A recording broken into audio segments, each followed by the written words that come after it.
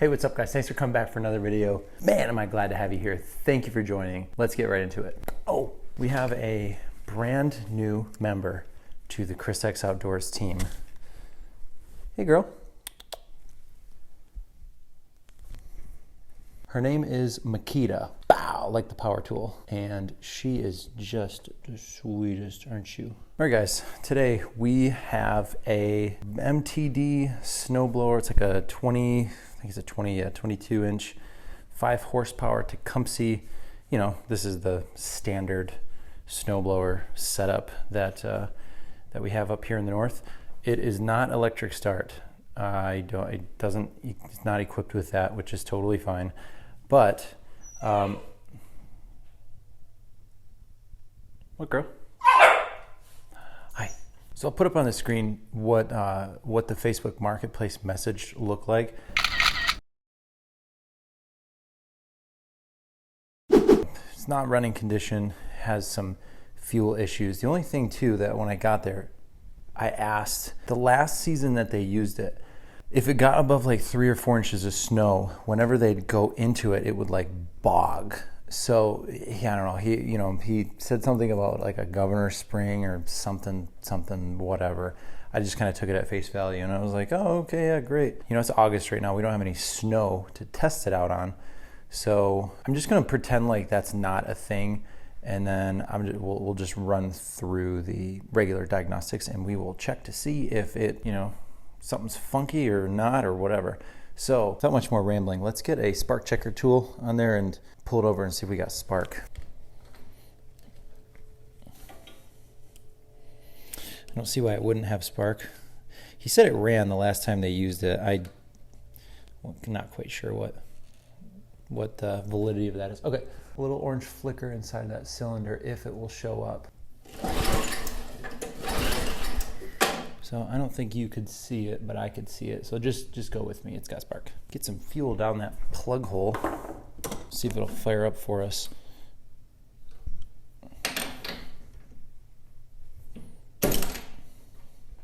Just do one of those quick little finger compression.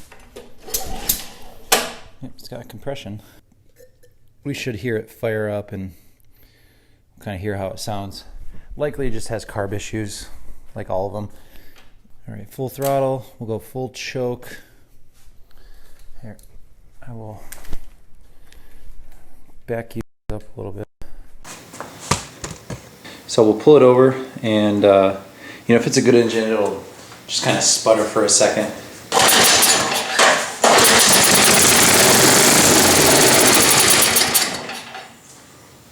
Okay, cool.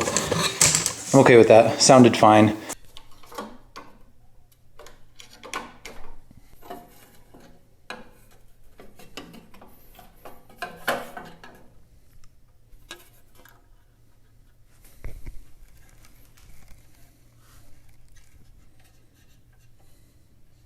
That's one thing I noticed. I don't know why this kill switch was like coiled up around here, and there's a post that you might not be able to see right down there. So this all coiled up was suspended about right here, just past this little mark. And in between there, I mean, it's probably, from there to there on my fingers, it's probably a good 5 inches. In between there, I'm not sure what that's about, but take that off. And when we reconnect that, we will plug that back in. Again, I'm not sure what they were doing there, why they had that, but that should be connected there.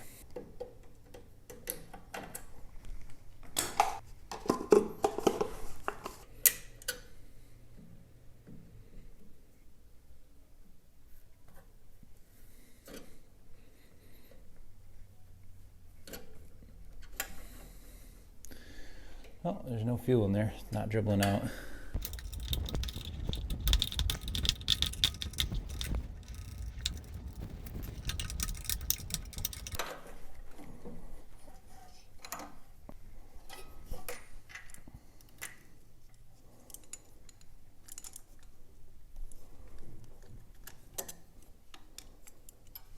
All right, so there's like no fuel in there. I don't smell anything in here. I don't hear anything or feel anything sloshing around in there. All right, let's get this up to the bench. We'll take a closer look at it. I think this is a little drain port. You just hold that and it drains out whatever is in there. Let's just see if anything comes out. Nope, nothing. Well, might not be a good sign. There's a bunch of rust in there.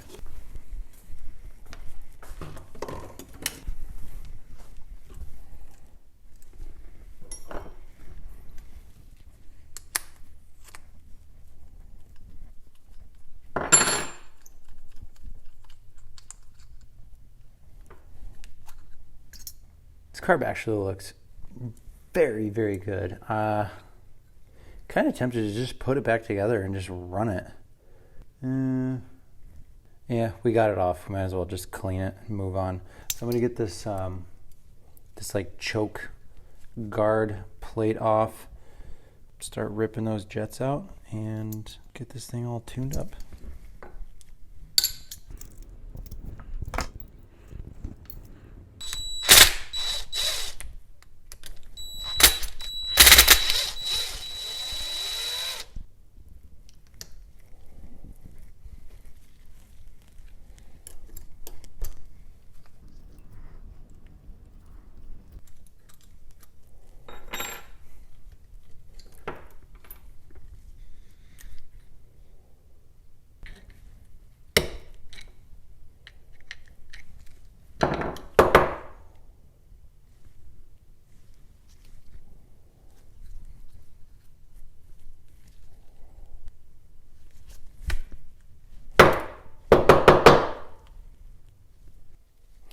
All right, I got all those jets out of there.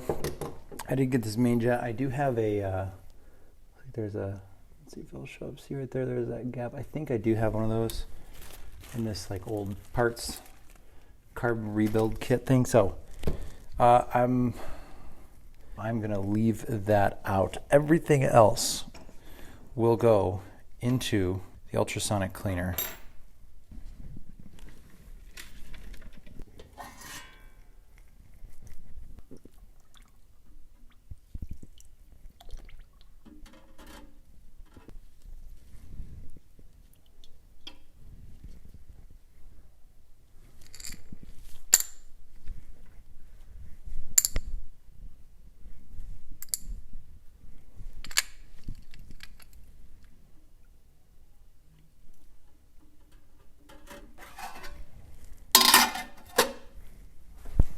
All right, let's do, oops.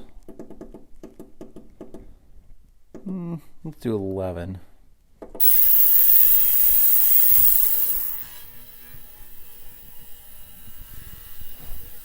Okay, while that is doing its buzzy thing, let's run what was in that gas tank. We'll just kind of run that out and we'll see what kind of surprises that it gave us. This is a white cup, so we'll be able to see what comes out. There's a little bit of schmaltz in there, so, you know, might be perfect, might not. All right, let's put,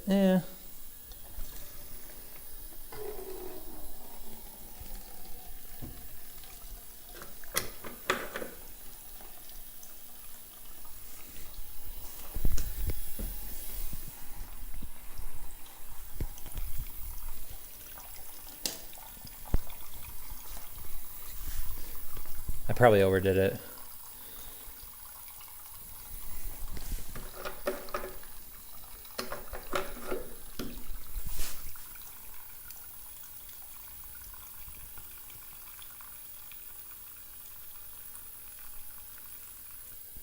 Perfectly fine. I am A-okay with that. That is great news. Okay, that fuel system is fantastic. There are two other things before that ultrasonic cleaner shuts off. I actually forgot, and I apologize. I forgot to check the oil. Not that, you know, whatever. It's obviously a good engine, but we'll just kind of see the condition of that. Oh, it's full right up to the line, and it doesn't look bad at all. Okay, so other than that, the two things, I did want to check to see what the PSI is in these tires. They seem to be holding air. That one is a little bit more flat on the, I guess what would be the driver's side. Yeah, they're not registering any PSI. So let's throw, let me read, see what it wants. So it says max inflation 24 PSI. I think that is probably a little much. Let's go like 15 to 20.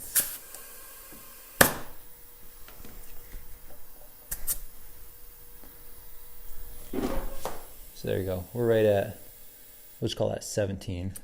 And that ultrasonic cleaner is done. So this one was a little bit more flat of the two. I don't even know why I have this PSI gauge. It is not going to show anything, but yep, nothing. All right, what was the other side? 17?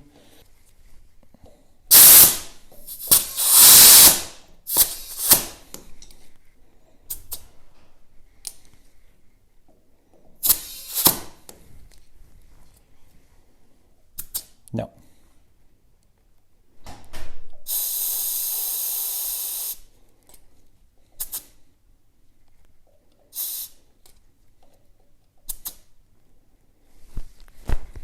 All right, we'll just call that good. Probably 18. You know what?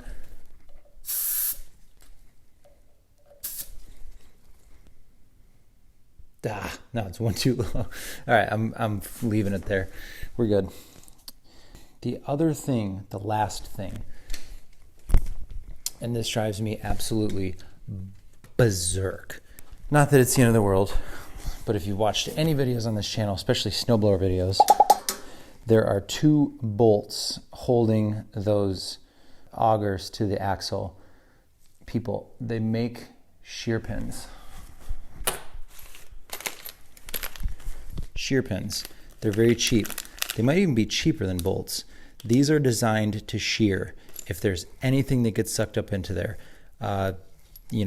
newspaper, kids' toys, a little dog rope, whatever that you might have in your driveway, what will happen is something will get sucked into there, and if you have a proper shear pin in it, this will sacrifice itself and it will become, this auger then will become disengaged from the axle.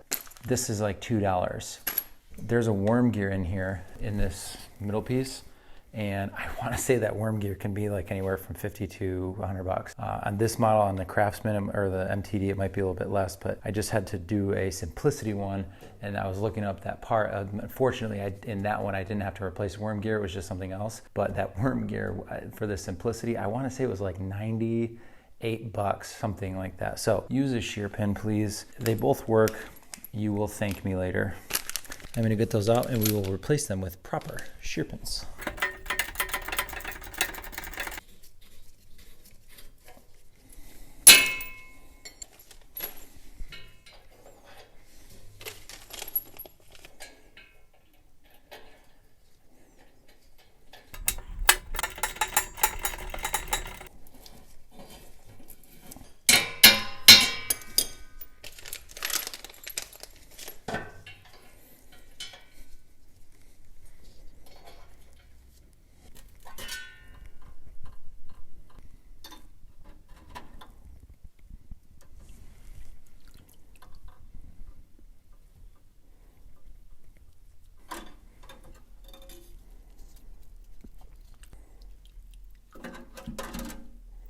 All right, guys, no need to show all this getting put back together. What I do is, because this is not a product placement or anything, I use this Simple Green. I've been having decent success with it. It's cheap, on moderate need, it works pretty good. So I just dilute that, and then since that's not a technical like engine cleaner, I do like to spray it off with a little bit of carb spray, just something that's designed for engines, and then I hit it with some compressed air and just get it all out. So no need to show putting all this back together. It'll go on the same way that it came off, and we can't start this up tonight anyways because it is dark.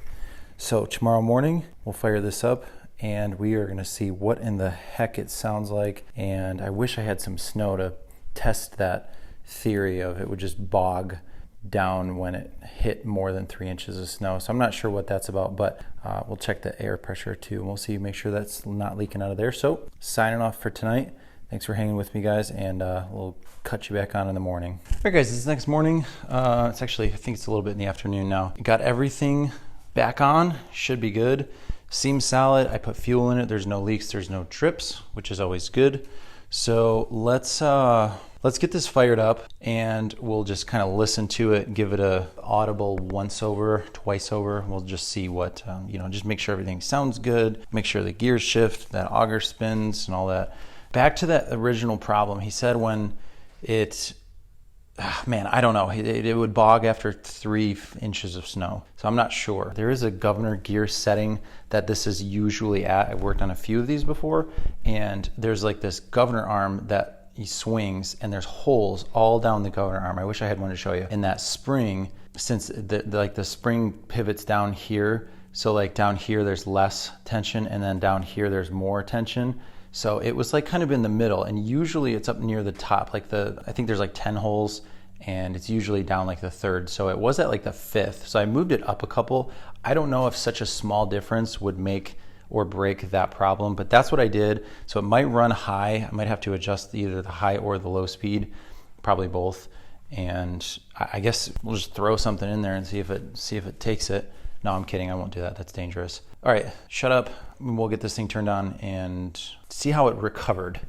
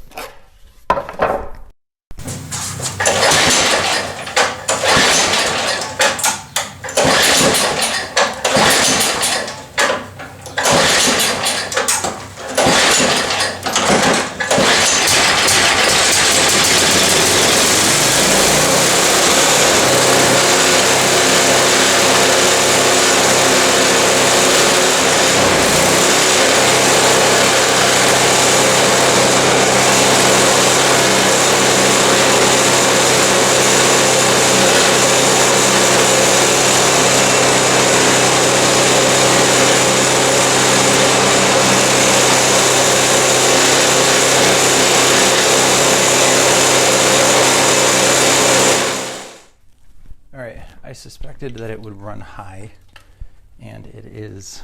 If you heard that, I think my audio cut out too. Sorry about that. Let's get that thing taken apart and let's just get that governor spring tuned down just a hair. So that was what I was talking about. That thing with the holes. That is full. That is high speed, low speed. So that it's on the 1, 2, 3 third pin. So I'll move it down. Move it back down to the 5th.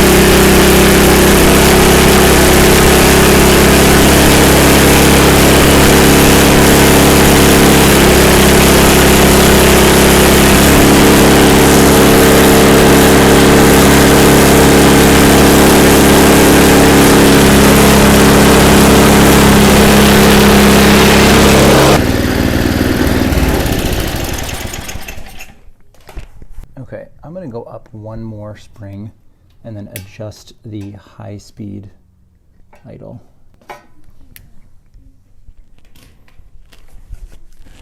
Okay.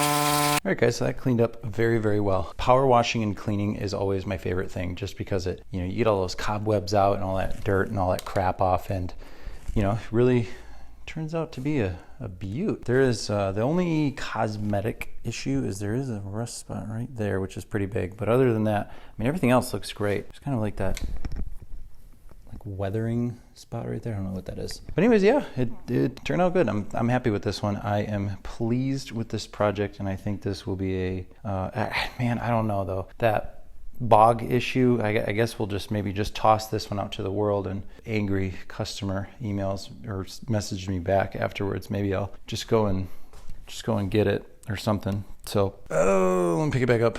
Money back guarantee. Chris X Outdoors money back guarantee. All right, let's do the outro. All right, guys, thanks for joining. I appreciate it. Hopefully you got some value and entertainment from this. It's relatively straightforward. I like this. I enjoyed this project. It was a good one. Follow me on social media at chrisxoutdoors, Facebook, Instagram, Snapchat, Twitter. I'll put my email up here as well, chrisxoutdoors@icloud.com. If you want to send me that, come right to my phone. I mean, it all comes right to my phone. Say hi. I would love to hear what you're wrenching on this week. That would be fun to know. Hit that thumbs up button if you like the video. If you want to see more content like this, hit that subscribe. My face, just everything we do on this channel is just like this. Lawnmowers, outdoor power equipment, stuff like that. Until the next one, thanks for hanging, guys. Peace.